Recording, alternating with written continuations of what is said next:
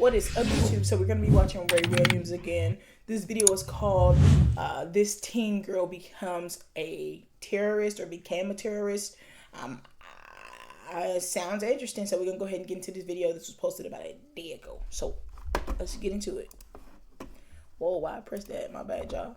This rich teenage girl become the most wanted woman in America. Whoa. Now her name's Patricia, and she's 19 and she goes to college in California, and one night in 1974 there's a knock at her door and she answers it, and boom, 3 people wearing masks bust into her apartment and they're armed. Then they grab her and they tie her up and they blindfold her and they throw her in the trunk of their car and they speed. Did I pay attention? Did this happen at her physical home or her college?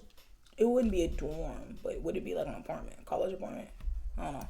Away, and they bring her to a safe house and they throw her in a closet. And this is actually a real life photo of that tiny little closet. So, who are these kidnappers? Well, they're actually members of a Marxist group called the SLA, and they think of themselves like Robin Hood types, stealing from the rich to give to the poor. And even though she's only 19 years old, Patricia is wealthy. Well, her family's wealthy. Her dad is actually Randy Hearst, the head of a newspaper empire. So not only is her family super wealthy, but they're sort of known for controlling the media. And because of this, the SLA sees kidnapping this rich man's daughter as the perfect symbol for what they stand for. And so this kid— I feel bad for people who have to not deal with the mistakes. The parents didn't make a mistake by being wealthy, but deal with the consequences of something that happens within their family.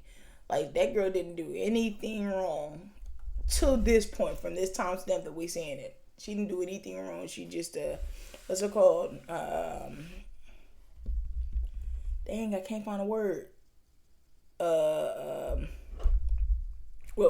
long story short, she's just somebody who has connections with the family, which is their daughter. So yeah, I kind of feel bad for her that she even had to be stuck in this type of situation. Kidnapping story blows up, and it becomes huge news all over the country. A few days later, the SLA sends a letter to a local radio station for them to read on the air. And the letter is a message to Patricia's dad, like, "We kidnapped your daughter, bro." And once people are paying attention, the SLA sends an audio recording of Patricia. Mom, Dad, I'm okay. I had a few scrapes and stuff, but they've washed them up and they're getting okay, and I've caught a cold, but they're giving me pills for it. But also, the SLA is on tape making demands. Before any form of negotiation for the release of the subject prisoner be initiated, that an action of good faith be shown on the part of the Hearst family. This gesture is to be in the form of food to the needy and the unemployed. And so the SLA demands that Patricia's dad distribute $70 worth of food to every needy, hungry person in the state of California, which would be around— I say $70 per person. We'll see, per the state of California. $500 a person today. But donating that much food would cost Patricia's dad an estimated $400 million. So Patricia's dad is like, $400 million? Best I can do is $2 million. And they're only going to distribute the food to needy people around the Bay Area specifically. And so they do this. They distribute $2 million worth of food, and it kind of causes a riot, but they get it done. Despite that fact, the SLA doesn't release Patricia like they said they would. To do that better, that would have been better for them not to have one location, but never mind, that's kind of bad because they could have just stole out of any store. But I was going to say, take the food or take a certain amount of food to each store location, so it's not a whole bunch of crowded people in that one location to even cause any chance of any like not mobs, but like groups of people to get aggravated, or stuff like that, to not make that situation so bad. He said it was already so many people there, so it caused like a little bit of like pushing and move. You feel me? You don't want that. You want to calm, collect the situation. So I think spreading it out and to have different locations would definitely be better in that Bay Area.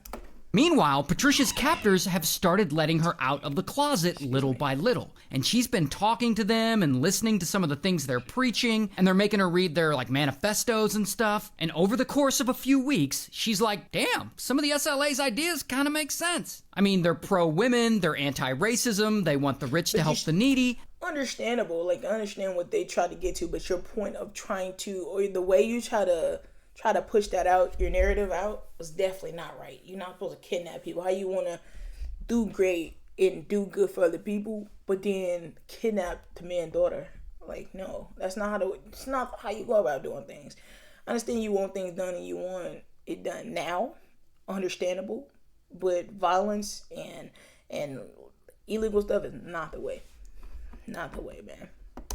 Some of these ideas are a little ahead of their time, and this is very appealing to a 19-year-old college student like Patricia. And so, about a month later, the SLA finally gives her the option to go home. I mean, they can't hold her forever, and they don't really have much use for her anymore, but Patricia decides, nah, I want to join you. I want to be a part of the SLA. Plus, she starts getting mad at her dad. She thinks he didn't do enough to help feed those needy people he agreed to feed. So she makes a new audio announcement and sends it. In the last week, it has become obvious to the SLA and to all hungry people and to me that my father has not even attempted to show a gesture of good faith. And it's very clear from this recording that she has been fully radicalized. I've chosen to stay and fight. I've been given the name Tanya, Patria Muerte, Venceremos.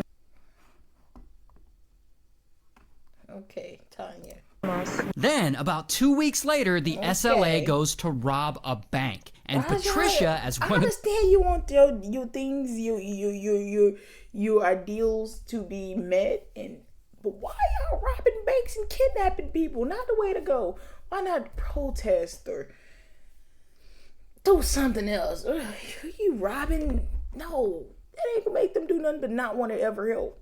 Their members goes with them. And so they roll up into this bank, and they've all got pew-pews. And they start screaming, put the money in the bag, or whatever. But you can see Patricia on security footage here, and she doesn't look like she's being held prisoner. She looks like a full participant in this robbery. In fact, at one point, she even yells to the bank customers, up against the wall, motherfuckers! So yeah, she seems fully committed to this. So anyway, Patricia and the others, they rob the bank for over $10K, and they flee and they get away. And once that security footage of the robbery is released, it makes the news, and people see it, and they're freaking out like, yo, is that the Hearst daughter robbing a bank? And there's also this photo of her posing in front of an SLA flag, looking like she's 19, looking, she's old as shit, boy.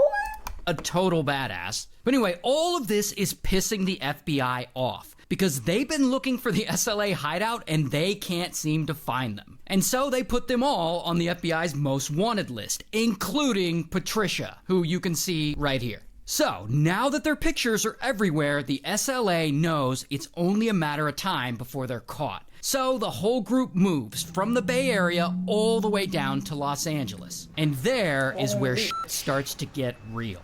One day, some SLA members go into a sporting goods store because they're gonna do a little shoplifting. While they're inside, Patricia waits for them outside in the van. And so they're inside and they're shoplifting, and some employees catch them and they confront them. And so the SLA members run outside and the employees chase them. And Patricia, she sees what's going on and she grabs a pew-pew and she leans out the window and she sprays shots all over the building. And so the employees, they back off, and Patricia and the SLA, they all get away. But this whole shoplifting gone wrong thing makes such a scene that the FBI and police now know that the SLA is in Los Angeles. And they're able to track down the van they got away in. And tracking down this van leads them right to the SLA safe house. And the next day, boom, police have the safe house surrounded, like, come out with your hands up! But the SLA refuses to surrender, not without a fight. And so, pow, the whole scene turns into this massive shootout. The SLA shooting on one side, and the cops shooting on the other. And this thing goes on for like an hour. And the news crews are there, so this chaotic scene is happening. I couldn't be a news anchor, news crews, whatever you want to call it, because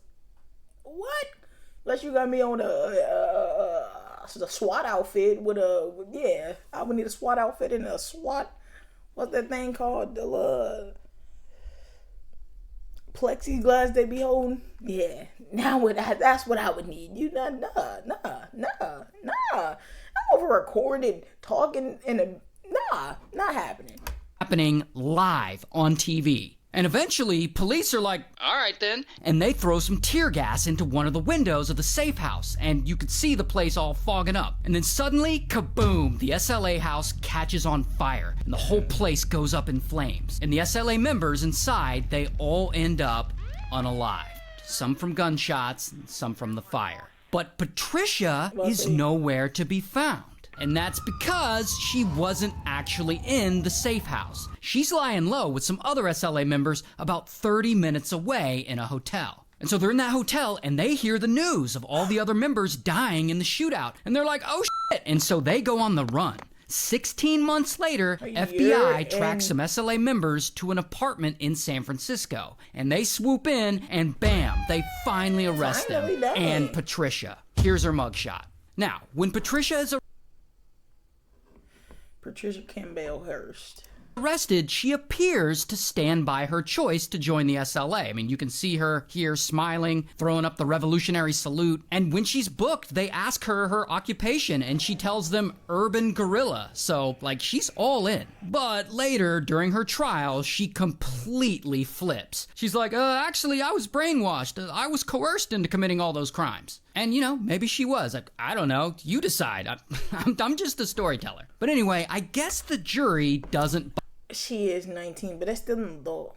No. Buy it, because Patricia is found guilty of bank robbery and some other stuff, and she's sentenced to 7 years in prison. Just and about 7? 2 years later, I guess President Jimmy Carter feels differently than the jury because he commutes her sentence. So in total, she only spent like 22 months in prison before she's let out. And here she is holding up her order of clemency.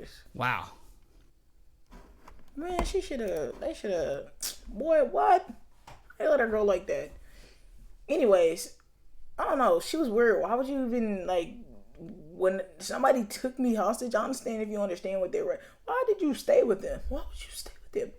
Anyway, I appreciate y'all for watching this video and sticking along to the very end.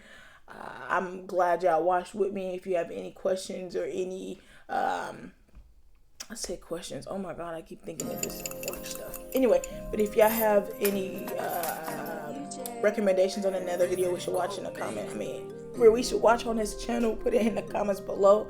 I appreciate y'all once again for watching, and I'll see you in the next video. Bitches lost souls, and alone, and fucking with the whole one.